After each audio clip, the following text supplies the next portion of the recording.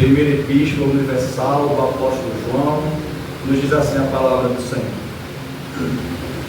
que era desde o princípio, o que vimos com os nossos olhos, o que temos contemplado, que as nossas mãos tocaram a palavra da vida.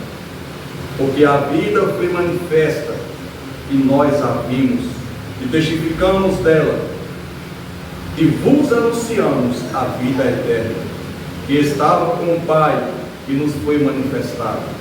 Porque vimos e ouvimos isto, vos anunciamos, para que também tenhais comunhão conosco.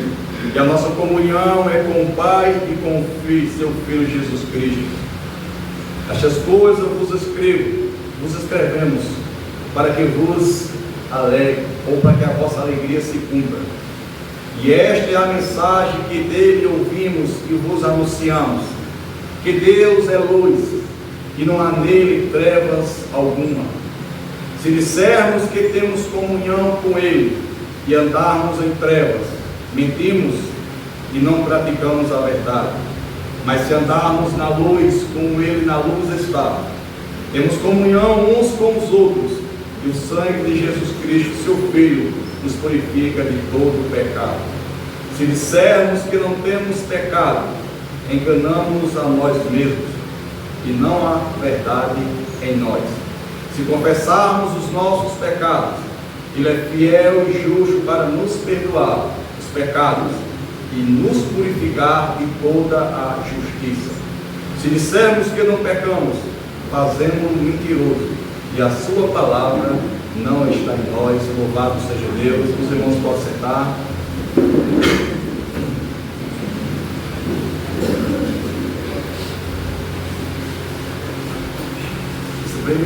Esse primeiro capítulo é basicamente uma introdução daquilo que João ele traz como princípios, como doutrinas elementares do Evangelho, da palavra, a qual, quando nós, como cristãos, aplicamos nas nossas vidas diárias, que é a nossa maior luta hoje, a cada dia, sempre foi e sempre será, a gente aplicar os princípios bíblicos na nossa vida diária.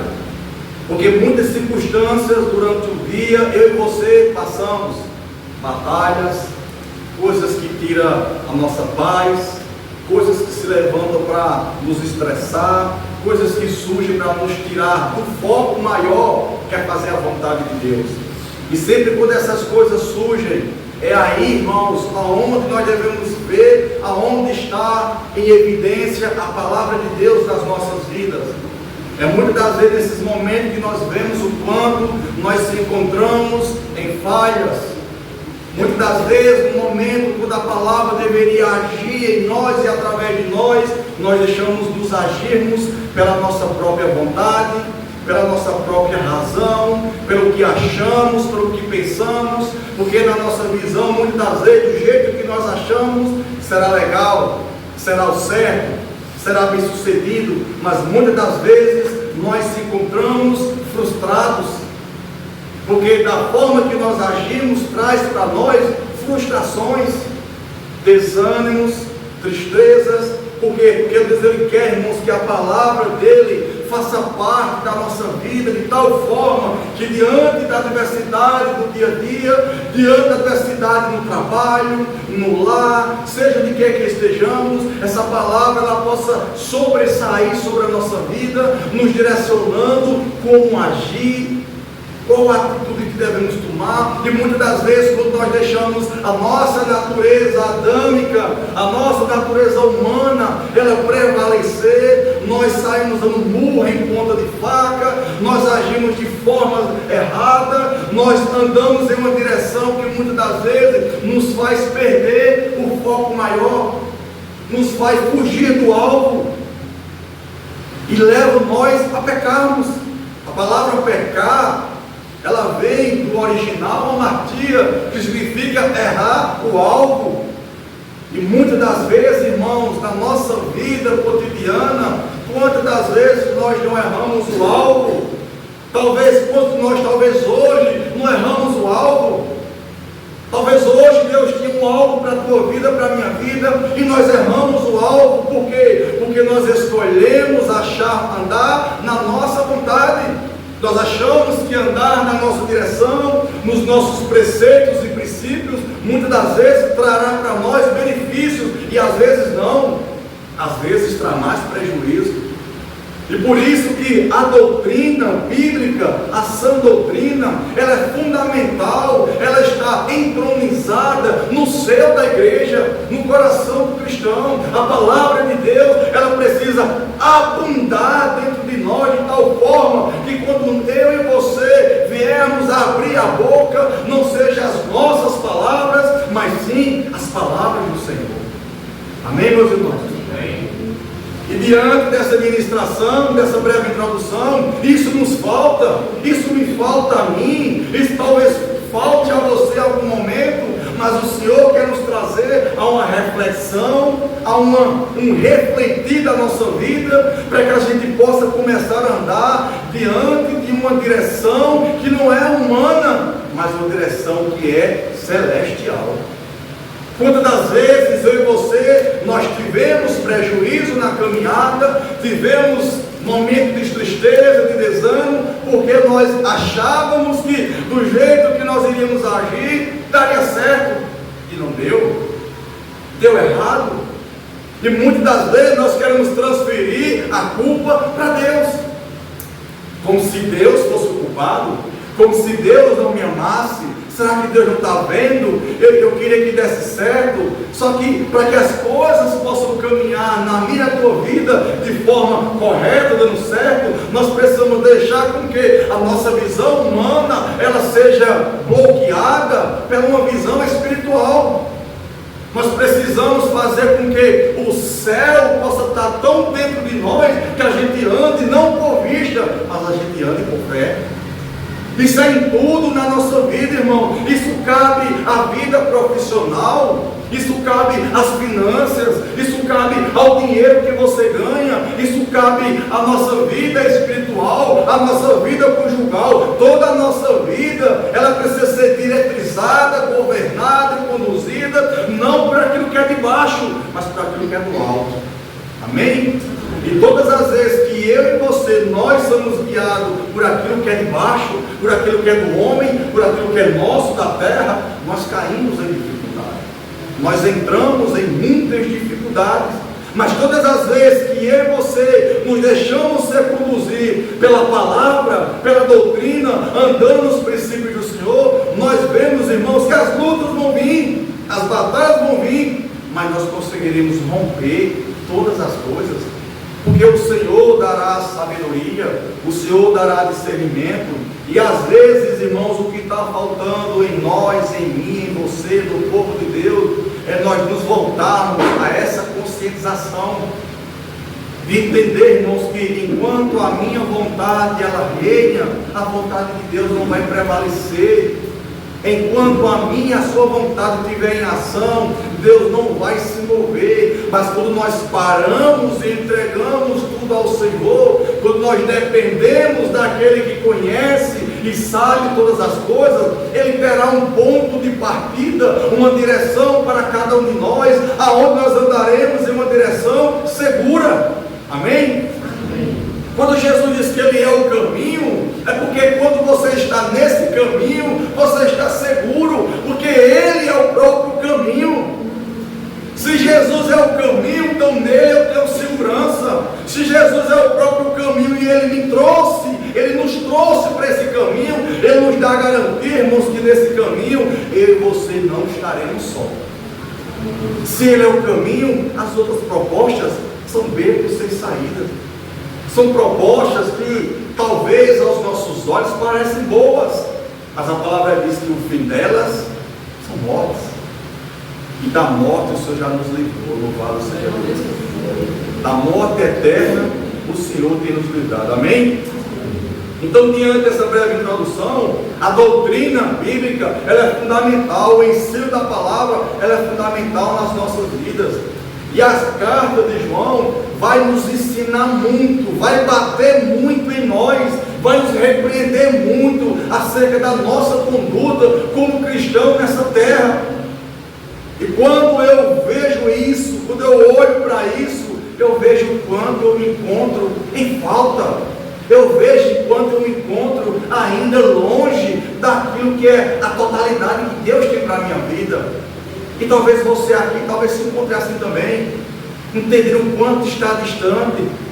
Mas o diabo quer entrar na nossa mente e nos fazer entender, irmão, que nós estamos tão distantes, que não há mais jeito para nós, que não há mais solução para nós.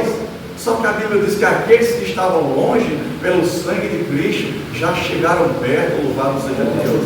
O que nos aproxima do Pai, o que nos faz nos chegarmos ao Pai e sermos aceitos, não é os nossos méritos, não é as nossas bondades, não é as nossas obras, mas é o que Cristo fez por cada um de nós. Você é aceito pelo Pai, o Pai te aceita, o Pai te perdoa, o Pai te ama, porque um sacrifício vivo e glorioso foi feito por cada um de nós, louvado seja Deus. Amém, meus irmãos? A carta de João, o Epístola Universal de João, não se sabe ao certo em que tempo foi escrito. Há alguns dados que dizem que foi entre o ano 80 e o ano 90 depois de Cristo.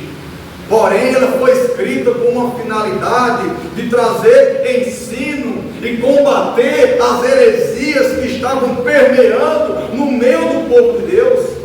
Havia um grupo na época chamado os gnósticos, os quais eles deturpavam a palavra de Deus, ensinando doutrinas humanas e até mesmo doutrinas diabólicas, o qual influenciava os irmãos a sair do verdadeiro evangelho que os libertou para um outro evangelho, como disse Paulo lá em Gálatas.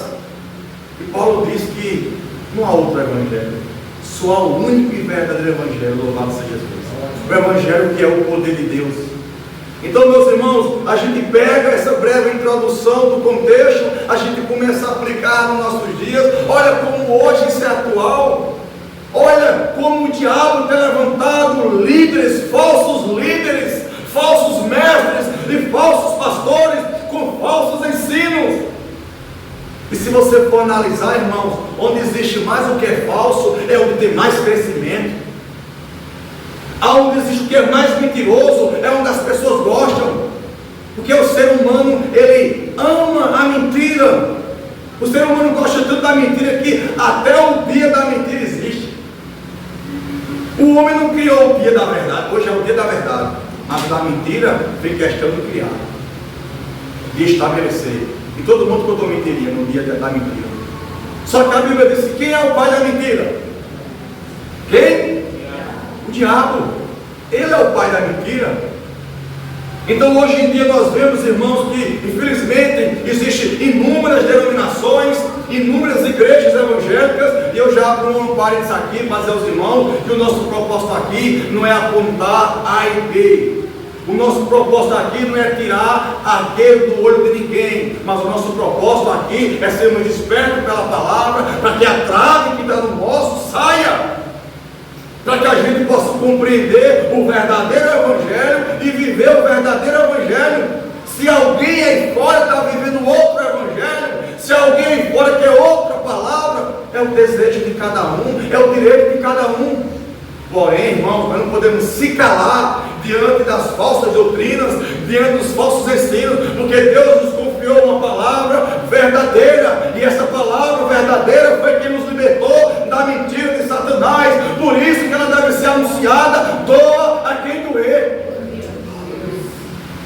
E quanto mais é você abrimos a boca para anunciar a verdade da palavra, irmão, se prepare que lutas virão, perseguições virão. E as perseguições não vêm, não é do meio ímpio não, irmãos. As perseguições, por falar a verdade, não vêm do mundo que está nas trevas não, vem das próprias igrejas evangélicas. Porque cada um quer defender sua doutrina, cada um quer defender a placa, cada um quer defender os líderes, e ninguém quer defender o evangelho. Cada um prega o que as pessoas gostam de ouvir e esquece que o evangelho que transforma não é o que as pessoas gostam de ouvir. É o que as pessoas precisam ouvir, louvado seja Deus. Assim como os gnósticos estavam disseminando doutrinas erradas, hoje existem muitos filhos do diabo, muitos homens que estão atrás de púlpitos que na verdade são filhos das trevas, enganando as pessoas. O desejo deles é só para essa vida, são gananciosos, eles querem riquezas, eles querem dinheiro, eles querem prosperar, eles querem um reino terreno. Mas Cristo nos ofereceu e nos oferece um reino eterno, louvado seja Deus. Um reino que toda a riqueza ele tem lá, o ladrão não rouba, a traça não corrói. Louvado seja o nome do Senhor. E esse reino, ele foi nos dado, irmãos, de graça. Jesus disse: o reino de Deus não vem por aparência, mas o reino de Deus está dentro de vós. Você precisa entender que você habita nessa terra por enquanto, mas você carrega dentro de si um reino celestial, e esse reino precisa ser proclamado. As pessoas precisam identificar que a nossa cidadania não é terrena, mas ela é celestial, louvado seja Deus. Amém, meus irmãos?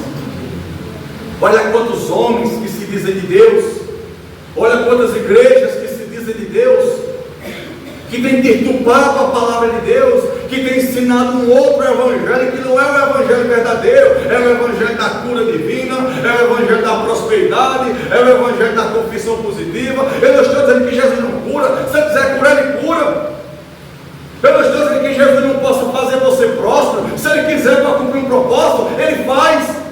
Mas a centralidade do Evangelho não é os bens terrenos. A centralidade do Evangelho foi vir em Cristo, me alcançar, te alcançar e nos levar para uma pátria celestial.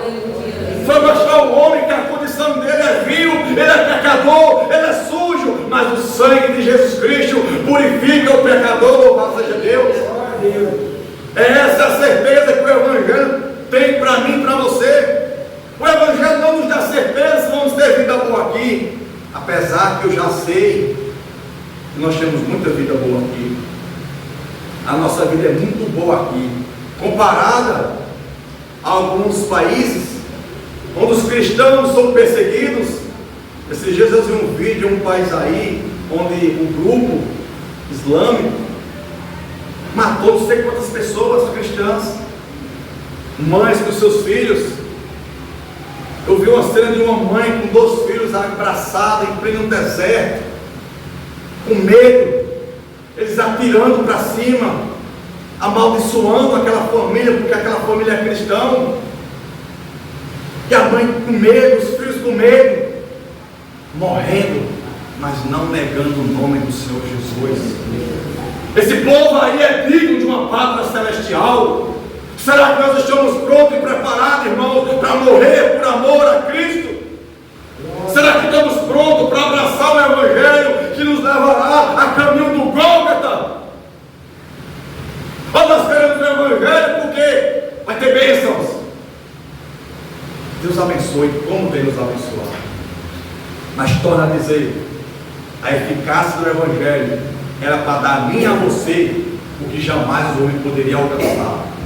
Eu, você, com os nossos esforços, nós podemos trabalhar, conquistar casas, carros e muitos bens, mas os nossos esforços não nos dará a condição de alcançar a vida eterna, nem perdão dos pecados. Por isso que Jesus foi enviado, para morrer no meu e no teu lugar, louvado seja Deus. Estão aí difundindo heresias. Muitas pessoas que um dia começaram no Espírito, hoje estão na carne. Muitas pessoas que um dia viviam para Cristo, hoje vivem apenas para as bênçãos que Cristo pode dar. Igrejas de portas largas, igrejas que podem você viver uma vida no pecado, uma vida em desobediência. É a salvação universal. Deus vai salvar todos, porque Deus é amor. Então, porque Deus é amor, Deus não vai condenar. Ele condenará todo aquele que morrer na prática do pecado. É o que as Escrituras diz. Mas antes que o homem seja condenado, ele mostra ao homem o caminho de salvação. Ele mostra ao homem a oportunidade de ser livre do juízo. Porque o prazer de Deus não é de condenar. A Bíblia diz que Deus não tem prazer na morte do ímpio, antes que o ímpio se converta e viva. Esse é o desejo dele. Meus irmãos, não podemos de maneira nenhuma nessa última hora calar, ter medo. Pregar uma palavra dessa acarreterá para nós perseguições logo, bater de frente com o sistema. Aqui acolá nós somos caluniados, porque não andamos no mesmo segmento do sistema denominacional, e nós somos melhores que ninguém por isso, apenas nós queremos viver em nós a essência da palavra. Essa palavra que nos libertou, essa palavra que continua nos libertando, nos moldando, transformando nossa vida para que sejamos como Cristo Ele é, andar como Ele andou. Louvado seja Deus. Não entremos ali no capítulo, né? Louvado seja o Senhor. A garganta está querendo fechar. A Jesus é bom. No versículo 1, acompanhe comigo. Quando ele diz: o que era desde o princípio, João está falando de Jesus, o que era desde o princípio, que vimos com os nossos olhos, e que temos contemplado, e as nossas mãos tocaram da palavra da vida, porque a vida foi manifesta, e nós a vimos e testificamos dela, e vos anunciamos a vida eterna que estava com o Pai, e nos foi manifestada. E que vimos e ouvimos, isso vos anunciamos, para que também tenhais comunhão conosco, e a nossa comunhão é com o Pai e com seu Filho Jesus Cristo. Nesses primeiros 3 versículos, João ele expressa uma verdadeira experiência que ele teve real com Cristo. Ele traz uma certeza que Cristo é real, que Cristo existia, que Cristo existe, porque eles viram, eles ouviram e eles apalparam a vida. Eles andaram, eles deram testemunho do que eles ouviram e do que eles viram e do que eles tocaram. Louvado seja Deus.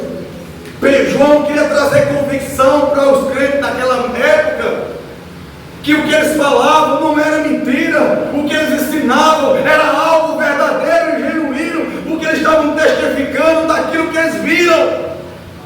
E nós, irmãos, será que nós estamos tendo essas experiências profundas ao ponto de dar com vigor e veemência testemunho do que Deus tem feito na nossa vida, do que Ele é, do que Ele representa para cada um de nós? Lembre-se que Cristo nos chamou para sermos testemunhas dEle, para darmos testemunha da sua palavra, da sua ressurreição e das verdades das Escrituras. João deixa bem claro o que era desde o princípio. Cristo ele é desde o princípio. Lá na carta de João, no Evangelho de João, no capítulo, ele diz que o verbo era Deus, o verbo estava com Deus, lá no princípio de tudo. E ele diz, o que era desde o princípio, o que vimos com os nossos olhos, o que temos contemplado e as nossas mãos tocaram a palavra da vida. Ele está dando ali com tanto temor e tremor e profundidade de testemunho, para que as heresias da época não roubassem a certeza que Cristo era real.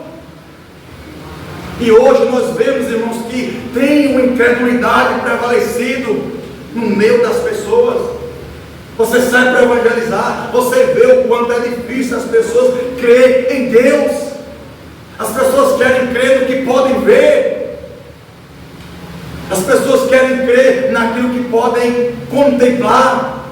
João teve esse privilégio de tocar, de contemplar. Nós não temos ainda, mas pela fé, pelo mover do Espírito, nós cremos que Jesus Cristo é aquele que vive e reina para todo sempre. Ele morreu para nos salvar, louvado seja Deus. E nós temos que testemunhar para uma geração ímpia, para uma geração de crentes incrédulos, que Cristo não mudou. Ele permanece o mesmo ontem, hoje e eternamente. Não podemos se calar, irmãos.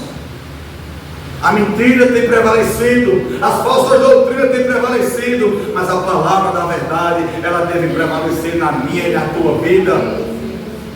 Não podemos se deixar se incumbir, irmãos, ao ponto de nos acovardarmos por causa das heresias. Hoje, muitas igrejas têm crescido, muitas pessoas, muitos membros, Mas quando você olha para as pessoas, cadê a experiência de salvação? Cadê a experiência de novo nascimento? Não é porque está crescendo que Deus está presente. Só basta colocar fermento na massa que cresce. As irmãs aqui que fazem bolo sabem. Quanto mais fermento bota, mais o bolo incha. O que mais existe hoje nas igrejas são fermentos, doutrinas de fariseus, doutrinas de homens e até mesmo de demônios. Isso leva a crescimento para quê? Para iludir as pessoas. Deus está ali, nem sempre. Nem sempre. Se há um crescimento com Deus, amém, haverá um crescimento saudável, mas que esse crescimento possa partir da genuína pregação do Evangelho. Amém? Se talvez nós tivéssemos compromissado em pregar o que as pessoas gostam de ouvir, botando aqui bandas gospels de pagode, botando jogo de luzes, botando fumaça, presentes, comida, pipoca, esse ambiente não caberia de pessoas. Porque as pessoas estão aprendendo a ser atraídas para a igreja com essas ofertas. Só que a verdadeira e única oferta do Evangelho é salvação, é vida eterna, é perdão, é libertação. Se é isso que você quer, é isso que Cristo tem para você.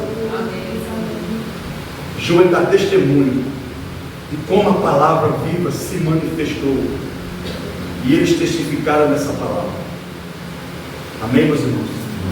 No versículo 4, ele diz: essas coisas nos escrevemos para que a vossa alegria se cumpra.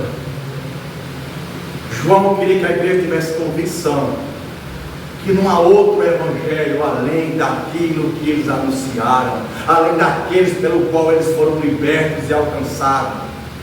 Hoje nós vemos inúmeras doutrinas, inúmeros ensinos, e muitas pessoas estão saindo do caminho estreito para um caminho largo. Ó, vem para Jesus, dá 200 que vai dar 400. Ó, vem para Jesus que teus problemas vão acabar. Mentira! Às vezes quando a gente entrega a vida a Cristo, os problemas fazem aumentar. Porque quem dizia que te amava vai passar o odiado. Porque quando chegar perto de você, você não é mais treva, você é luz. E quem é luz só quer falar da luz. Os irmãos estão entendendo que o Senhor nos chamou para vivermos uma experiência de separação. A palavra santo vem do original kadosh, que significa ser cortado e separado. O Senhor nos cortou de todo o vínculo com esse mundo e nos separou para que possamos estar conectados com a vida eterna. Então nós temos que testemunhar daquilo que Ele tem feito na nossa vida, daquilo que Ele é, da sua graça e da sua misericórdia. Amém, meus irmãos? Passamos adiante no versículo 5.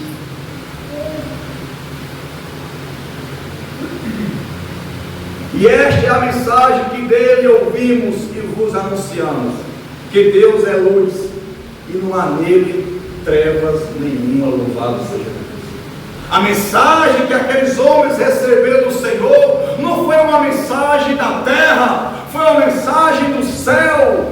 A mensagem que aqueles homens receberam foi o que ele vos anunciou ao povo: que Deus é luz e não há nele trevas.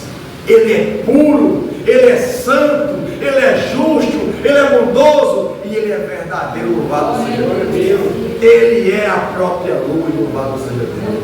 Não há trevas no Senhor. A luz do Senhor, Ele é uma luz tão plena e profunda que quando nós se aproximamos dEle, a luz dEle mostra as trevas que há em nós. A mensagem do Evangelho é o pecador que se apresenta, é o sujo que se aproxima daquele que é santo. Quantas pessoas impuras se aproximaram de Cristo? Quantas pessoas sujas se aproximaram de Cristo no seu ministério? Eu me lembro de uma pescaria pela qual os irmãos ano passado passaram toda a noite pescando. E quando eles estão voltando, lavando as redes, Pedro entra lá e joga do lado direito. Mas Senhor, nós passamos a noite todinha, não pegamos nada. Aí Pedro diz: mas sobre a tua palavra, eu vou lançar novamente as redes. E ele lançou, e foi uma pesca tão extraordinária.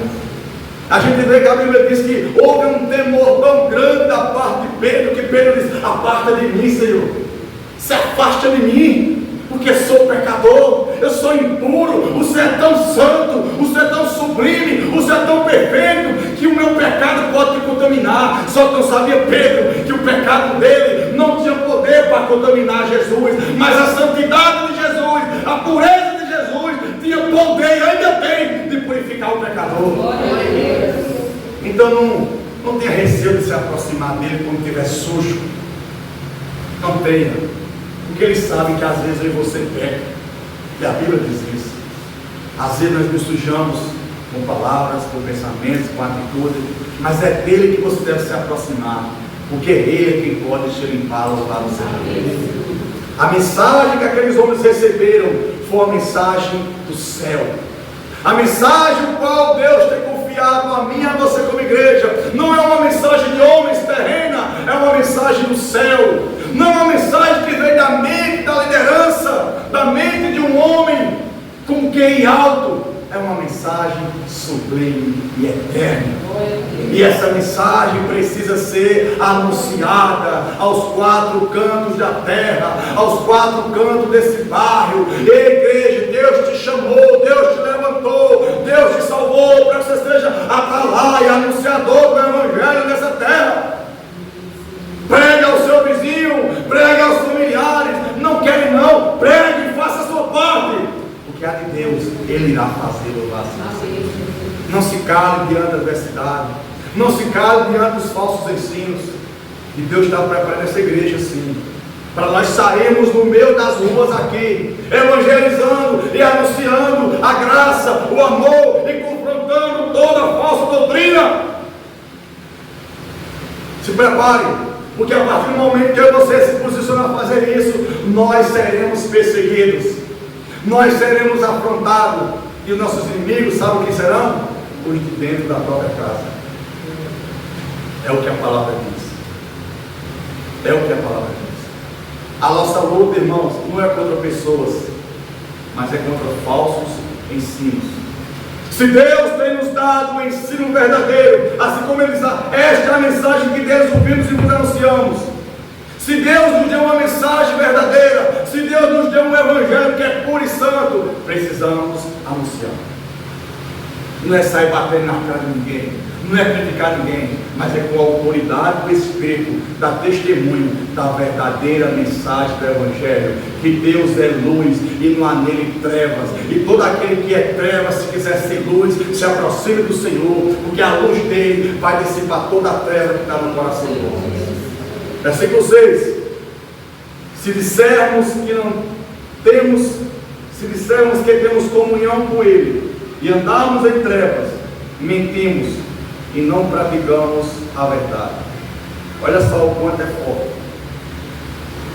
Ele muda. Ele vem falando de uma experiência que ele teve profunda. Ele vem falando da pessoa bendita de Deus, do seu Filho Jesus. Ele fala de comunhão. Ele fala do que viu, do que ouviu. Ele fala de uma mensagem que recebeu e anunciou. Agora ele muda. Se nós dissermos que temos comunhão com essa luz, com Ele, e andamos em treva, mentimos e não praticamos a verdade. Jesus disse: vede se a luz que há em ti não são trevas. Jesus diz que a candeia do corpo são os olhos. Se os olhos tiverem luz, todo o corpo terá luz. Mas se os olhos tiverem trevas, todo o corpo estará em trevas. Será, irmãos, que nós estamos dizendo que temos comunhão com Ele, mas ainda estamos andando em trevas? Será que ainda nós estamos deixando nos levar por aquilo o qual um dia Ele nos libertou? Será que nós estamos se desvirtuando do verdadeiro evangelho e ensinamento de Cristo? Paulo disse a Timóteo: guarda o que tu aprendeu desde a tua mocidade, porque isso aí traz salvação não só para ti, mas para aqueles que te ouvem. O mundo está em trevas, o mundo está dominado pelo pecado, o mundo jaz no maligno. Nós estamos nesse mundo, mas temos que estar na luz. Jesus certa vez disse: eu sou a luz do mundo. Mas em contrapartida ele transfere essa responsabilidade para a igreja: vós sois a luz do mundo e o sal da terra. Ou seja, ele iria voltar para o Pai, mas a igreja é ser luz. A igreja deve ser esse farol de esperança para os que estão nas trevas. irmão, o quanto a igreja brasileira está corrompida com o dinheiro, corrompida com a política, corrompida com o sistema religioso, onde os líderes estão chamando os políticos e mudando no culto, levando a igreja a voltar nesses homens, a adorar esses homens, a depositar toda a credibilidade nesses homens que não tem nenhum compromisso com o Evangelho. Essa é a cara da igreja brasileira. Não todas, eu não estou aqui generalizando, mas 99% estão corrompidas com o sistema. Porque quem fala mais é quem tem mais. Mas nós temos mais. Nós temos mais do que dinheiro. Nós temos a palavra da verdade. Nós temos a palavra da vida. A vida que nos alcançou, louvado seja Deus. Não podemos, irmãos, deixar de andar na luz para andar nas trevas. Eu não posso dizer que eu tenho comunhão com a luz, com Ele, mas ainda eu estou andando em trevas. Ainda prevalece a minha razão, a minha vontade, o meu querer. Se eu andar assim, eu se faço mentiroso. Mentiroso. E quando eu sou mentiroso, Apocalipse diz que lá na Jerusalém Celestial não entrará nenhum mentiroso. Aqueles que amam e praticam a mentira ficarão de fora. Então, quando eu digo que eu tenho comunhão no mundo em treva, eu sou mentiroso. Então, eu já estou fora do reino. Eu já estou fora da pátria celestial. E isso é sério, igreja. Isso é muito sério. No versículo 7 ele diz: Mas, se andarmos na luz, como na luz Ele está, temos comunhão uns com os outros, e o sangue de Jesus Cristo, seu Filho, nos purifica de todo pecado. Louvado seja Deus. João ele traz aqui, irmãos, uma palavra, o qual ele diz que essa luz nos alcançou, e é nessa luz que devemos andar. E se nós andamos na luz como Ele na luz está, nós conseguimos ter comunhão com os outros, com os irmãos. Quando eu não consigo ter comunhão com o meu irmão, eu não estou na luz, eu estou em trevas.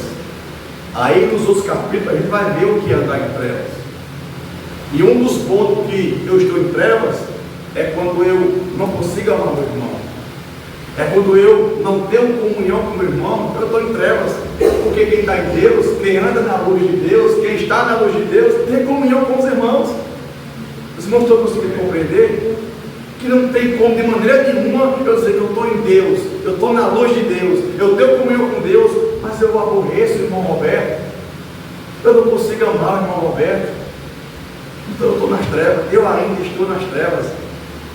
Eu sou mentiroso, eu estou distante do reino, eu estou distante da promessa celestial, porque todos aqueles que foram alcançados pela luz devem andar na luz, como na luz Ele está. E quando nós andamos na luz, nós teremos comunhão. Quando nós andamos em Deus, quando nós estamos em Deus, sendo filho da luz e não das trevas, nós temos comunhão uns com os outros. Louvado seja Deus. Temos comunhão uns com os outros. E aí ele lança uma promessa: e o sangue de Jesus Cristo, seu Filho, nos purifica de todo o pecado. Louvado seja Deus. O sangue de Cristo, ele foi vertido para aliança, redenção e um preço que foi pago. Entre tantos benefícios do sangue que foi vertido, ele trouxe uma nova aliança, ele trouxe redenção e ele nos comprou para sermos hoje propriedade do Senhor. Então por isso que nós temos a atuação de Deus em nós, sempre nos movendo e nos mudando a viver em plena santidade. Mas eu pequei, você pecou, mas o sangue já foi vertido pela tua vida. O poder do sangue nos purifica. Quando diz aqui de todo, no original grego diz de cada pecado que você cometeu, ou vai cometer amanhã, ou depois, por eles o sangue já foi vertido. No vaso seja Deus. Precisamos entender, irmãos, que Uma vida cristã não é viver uma vida na prática do pecado, é viver uma vida na prática da palavra. Mas eu e você pecaremos, nós falharemos, porque somos homens, estamos nessa matéria ainda. Mas quando eu e você pecar, falhar, lembre-se, o sangue de Cristo foi vertido para me purificar de todo o pecado. Quando há arrependimento, quando há uma rendição na presença de Deus, quando há um coração contrito, a Bíblia diz: a este Deus não despreza, louvado seja o Senhor. Amém, meus irmãos? Versículo 8 ele diz: se dissermos que não temos pecado, enganamos-nos a nós mesmos, e não há verdade em nós. Quem é que gosta aqui de ouvir que não tem pecado? Você tem pecado? Ninguém quer ouvir. Você tem pecado? Ninguém quer ser repreendido, corrigido, dizendo que você é pecador. Ninguém quer. Mas a Bíblia diz: se nós dissermos que não temos pecado, enganamos a nós mesmos, e não há verdade em nós. Quem é a verdade, igreja? Então, Jesus não está em nós. Jesus não está em mim. Quando eu digo que eu não tenho pecado. Agora, pecar é uma coisa, viver na prática do pecado é outra totalmente diferente. Deus nos libertou para não viver na prática do pecado. Jesus, quando curava, quando ele libertava, ele dizia: vai e não peques mais.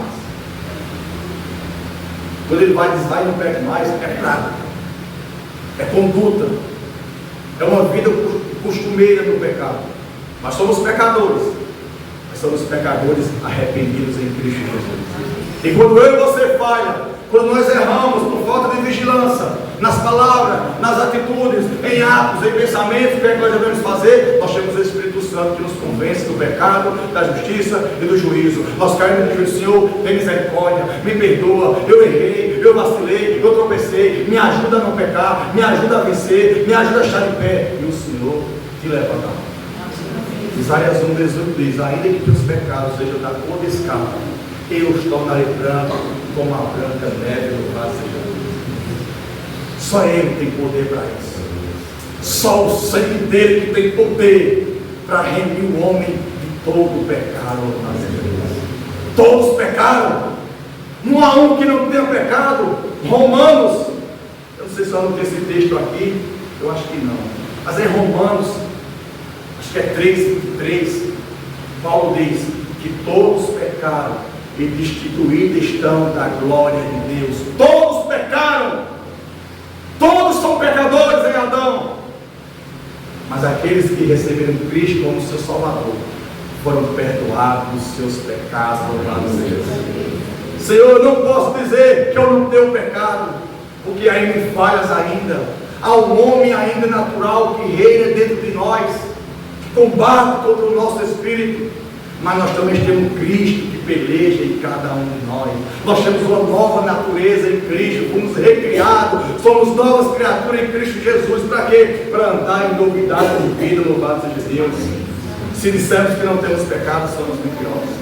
Versículo 9 ele diz: se confessarmos os nossos pecados, Ele é fiel e justo para nos perdoar os pecados e nos purificar de toda a justiça, injustiça, louvado seja Deus.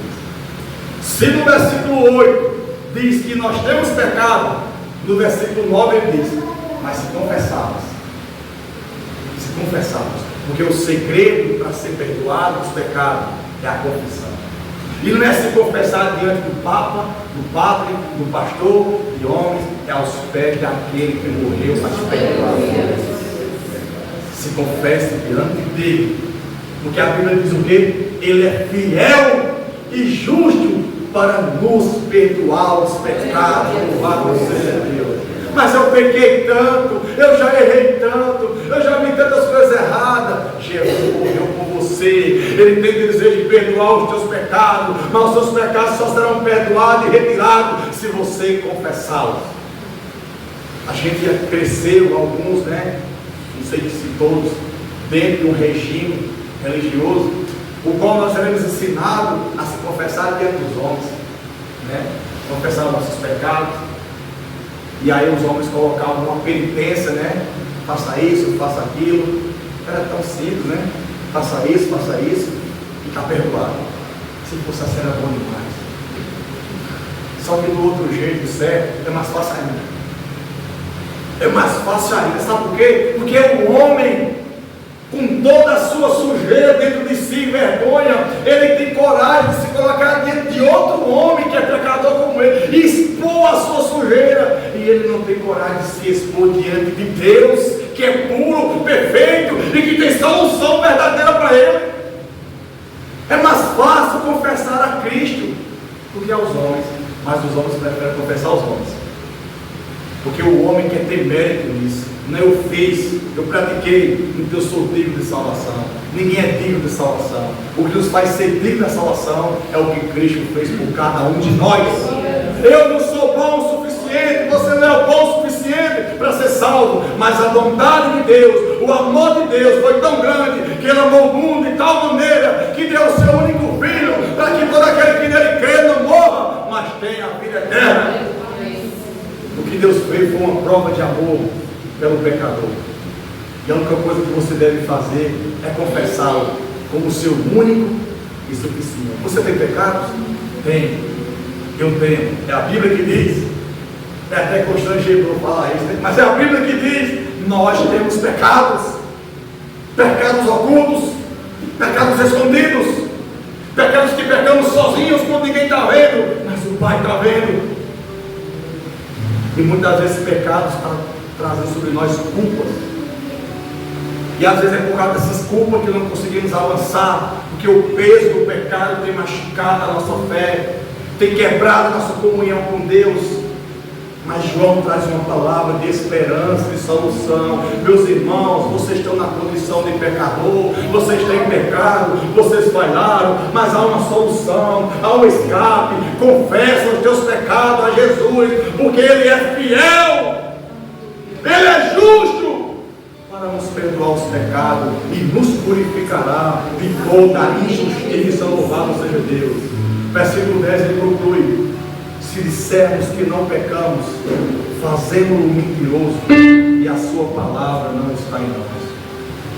Mais uma vez ele diz: se dissermos que não pecamos, nós estamos fazendo Cristo mentiroso, porque Ele que disse que nós temos pecado e a sua verdade não está em nós. Mas quando nós reconhecemos: Senhor, eu sou pecador, eu sou falho, eu sou ingrato muitas vezes, eu sou ignorante,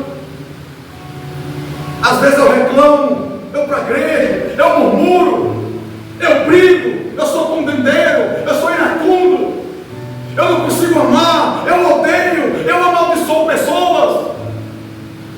Quando nós chegamos diante dele com sinceridade, com o coração íntegro, arregaçando o nosso interior, não rasgando as vestes como o sacerdote fazia, mas rasgando o coração, expondo para Ele que realmente nós somos. Aí a Bíblia diz: Ele é fiel, Ele é justo para perdoar os nossos pecados. Ele quer que nós devemos ter uma vida de confissão diante dele. Confesse os seus pecados, reconheça as suas falhas, reconheçamos as nossas limitações. Ele não te chamou aqui para te condenar, para esfregar o dedo dele na tua cara e apontar os pecados. Ele quer trazer convicção que nós somos pecadores, mas Ele também mostra que Ele é fiel e justo para perdoar os nossos pecados. Não vivemos na mentira, achando que não temos pecado, mas sejamos realistas e reconhecemos a nossa real condição. Mas eu não mato, eu não roubo, eu não fumo, eu não bebo. É pecador. Porque por causa do pecado de Adão, todos foram feitos pecadores. Por causa do pecado de um homem, por causa da desobediência de um homem, todos passaram a ser amaldiçoados. Mas por causa da obediência de um homem, Cristo, muitos serão justificados. Por que muitos e não todos? Porque a salvação é para todos, mas todos não querem. Todos não querem. Infelizmente, porque andar no caminho estreito é andar no caminho de renúncia. É onde a minha vontade não pode ter espaço. Lembra daquele texto que a gente fala de um homem publicano e um fariseu. Os dois subiram ao templo para orar. E o publicano, que era um religioso, aliás, o fariseu, que era um religioso, que andava cheio de versículos da Bíblia por todo lado, se achava justo aos olhos de homens, começou a dizer: Senhor, começou a orar: Pai, graças te dou, porque eu sou como os demais homens, roubadores. Eu jejuo 2 vezes por semana, eu dou o dízimo de tudo que eu tenho. Eu sou o cara, Senhor. Eu sou a pessoa mais certa para ser salvo. Eu estou aqui traduzindo as palavras que ele quer mostrar. Eu sou perfeito. As minhas obras, as minhas práticas são tão boas que isso deve me dar garantia de salvação. Ele se exaltou a si mesmo. Ele falou das suas qualidades. Ele mostrou que ele era digno de ser salvo, porque ele era bom, porque ele dava dízimo, porque ele jejuava, porque ele não roubava. Jesus disse que o publicano, que era os pecadores da época, que não tinha acesso ao templo, não tinha acesso ao lugar que o sacerdote tinha, diz que o publicano bateu no peito, não ousou nem levantar a cabeça aos céus, mas disse: Pai, tem misericórdia de mim, porque sou pecador. A melhor e maior ação que move o céu e o coração de Deus é quando o homem reconhece que ele é pecador. Porque quando ele reconhece que ele é pecador, ele está dizendo: eu preciso de um Salvador, eu preciso de um Redentor, minha alma precisa de libertação. Enquanto ele não reconhece isso, ele acha que vai ser salvo pelas suas obras. Só que o Zé diz que as nossas obras são como um trapo de imundícia. Nós somos salvos, ou não seremos salvos por aquilo que fizemos, mas por aquilo que Cristo fez por nós. Senhor, tem misericórdia de mim, que sou um homem pecador. Ele reconheceu que tinha pecado. Aí Jesus disse: digo que este desceu justificado e não aquele, porque todo aquele que se exalta será humilhado, mas todo aquele que a si mesmo se humilha será exaltado. Louvado seja Deus.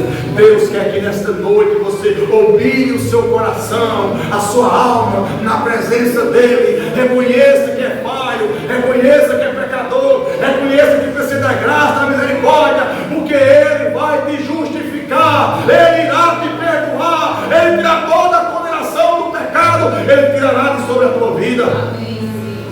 Ele quer que venhamos reconhecer os nossos pecados, nos afasta de Deus. Isaías 59 diz que as nossas transgressões e pecados nos afastam de Deus. Mas enquanto nossos pecados nos afastam de Deus, a nossa confissão nos aproxima de Deus. Enquanto o pecado nos leva para longe, a confissão nos traz para perto do Senhor. Enquanto o pecado nos suja, a confissão leva Deus nos limpar. Louvado seja Deus. Confesse a Ele nessa noite, amor.